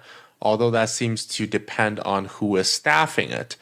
That's another thing. Every airport is different. You would think the procedure would be uniform, and in general they are, but details like what airline counter you go to or what the TSA does their screening seem to vary a lot from airport to airport. A side note from me is if you watched 3 Gun AMAX's video on his experience, he would say some of the airports you would have to stand there and wait, usually 10 minutes recommended, for them to either call you back or you're clear to go, or some airports you don't have to. So it does seem to vary. And I guess even more so in Canada, if you have a smaller airport, they might not know what's going on. Another thing to be aware of, especially when carrying ammo, is how much your bag weighs. Be sure you know the overweight baggage weight is, and be a few pounds under that. You really don't want to pay $100 or so because you had extra box of ammo in your bag. That's fair. And I have never had an issue with using the plain old case for ammo. I agree with Dustin, though, the best way to transfer ammo is in the factory boxes. I've also never had a bag with a checked firearm show up on a carousel at my destination. It will always be held at the baggage office. Technically, they're not supposed to mark a bag with firearm, but they obviously do somehow, even if it's just in their system. Finally, plan your route to avoid any possibility of having to end up in a few states. New York is the worst offender, but states like Illinois, Massachusetts, and New Jersey are just as bad. Those states all required registration for firearms, and you won't have one. If for some reason your plane is diverted there and you have to take possession of your bag, you are now in possession of an unregistered firearm. Oh, really? There are documented cases of people getting their bags when a flight was diverted to New York and then getting arrested when they try to recheck their bag into another plane. Oof. If for some reason you get stuck in one of these places, do not, under any circumstances, accept possession of your bag. You may have to spend the night in a hotel without your toothbrush, but you wouldn't have that in jail either. Really? You don't get toothbrush in jail? I don't think for an overnighter, no. Fair. You need to make the airline keep them in their custody until you are rechecked onto your outgoing flight. That's for now. Spencer in no longer Smyrna. He still said Smyrna. P.S. Dustin need to open carry at least once in the U.S. just to make Trevor stop talking about it. Did Trevor? I don't know. I did not know. That's like, did Trevor say something about it? I'm sure Trevor's got an opinion on it. I can't remember, but He carried. He concealed carry in the U.S. Mm. He made frequent mention of it. Cool. Mm-hmm. The New York tip is a good one. I didn't know. Oh yeah, New York's. That yeah, is. no, that's. Don't go there. I understand, and I mentioned my friend is in Detroit, and it's funny because they have mandatory concealed carry licenses. Well, if you have it, it makes it a lot easier to purchase pistols regardless. So he did it. But like a big focus of his whole course is the state right next to you, Illinois, is really anti-gun. So like there are so many bloody warnings if you're going anywhere that's not directly south, because you will be going through Illinois, usually Chicago, for example. So it's always good to check if you have a transfer. That's the thing with flight, being in the States. You got to check state by state by state. I guess that is grudgingly saying a benefit of Canada. It's federally regulated. Supposedly, everything is supposed to be the same across the board. Let's say. Supposedly. Yeah, Canada makes it real easy. You can't have anything. Period. Yeah. I'm still waiting for them to take away my pro hips. Anxiously waiting. Might be a while. How much money can I make? I offer you $1. Be lucky if Something you like get that. Yeah. Cool. All right. YouTube comments. Kyle, do you want to do those? Sure, I can do those. So yeah, we got a few comments here. First one we'll go over from Illegal Canadian. Hey Tony, Karen rant inbound. LOL. In Canada, the term felony is not used. Instead, criminal offenses are classified as either summary conviction offenses, comparable to misdemeanors, or indictable offenses, comparable to felonies. Indictable offenses are more serious and can lead to harsher penalties, potentially including lengthy prison sentences. We don't like it when the government tries to judge our shooting culture using American examples, so we shouldn't use American terms. And fair point. Which is fair, and I like Eddie's defend on that, because Eddie says Tony was talking about importing from the U.S. to Canada. In doing so, you could be committing a felony in the U.S. side, which was my point, because it's funny because Canada is actually pretty lax about it if you are not importing a serialized firearm, or in the current case, a AR-15 upper receiver, which is a prohibited device, or I guess oversized. Yeah, Canada doesn't care as long as it's not prohibited. Yeah, as long as it's not prohibited, it's not a problem. So I'm really thinking about more you got Dustin was particularly concerned about that, as you get stopped in the no man's land, right, like in between the border checkpoints.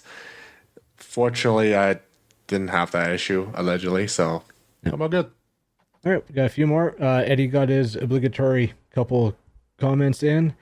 Tony, regarding the cost of getting into 3-gun, all fun sports are expensive. You should enjoy what freedom you still have while we still have them. Wouldn't it be better if someone manufactured a metal version of the FGC-9 rather than expecting you to print multiple stocks? Yes. I didn't get that Archer reference by M40A5 either. I had to look it up. From the couple of clips I saw on YouTube, it's not the type of humor I enjoy. And that is absolutely fair. It is a select bit of humor. Fair. Eddie's other comment here is, Adriel, the velocity for those Norma 308 wind training and range ammo seems rather low. The box spec says 2625 feet per second with 150 grain full metal jacket bullets. That's about 200 feet per second less than from what I see from other manufacturers. While researching this online, I found in the last few years there has been a recall and many complaints about Norma ammo. This included over 500 feet per second in extreme spread, bullets were seated much too deep, bullets or primers were missing, to kabooms with some of their 5.56 NATO ammo. Buyers beware. It's funny, I actually, talking with Unlimited Ammo, they were talking about like Norma brass and everything, and they won't touch it. That's crazy. Yeah, it used to be like a big name, and Norma is now under Ruag Ammo Tac, which is under the Beretta holding group, so you would imagine they wouldn't crank out garbage, but yeah. I'm not so confident about Bass Pro's migration of Cabela's site to their Canadian website. I've already experienced problems with it. I followed their email sales link, and there were many missing photos and descriptions on their new website. It's only been a decade or so since they absorbed Cabela's, and they're finally launching a buggy Canadian site. Yep. But now they're forced to fix it, so they'll fix it. And then we got a comment on that last episode from Thomas DZ4EG. Still like hearing Jules' intro. So that was a podcast version on YouTube, and that's it for YouTube. Still using it, yeah. Why is it called Jules' intro though? That's the person's voice. That you're hearing. Okay, got it. Cool. Matthew's significant other. Yeah.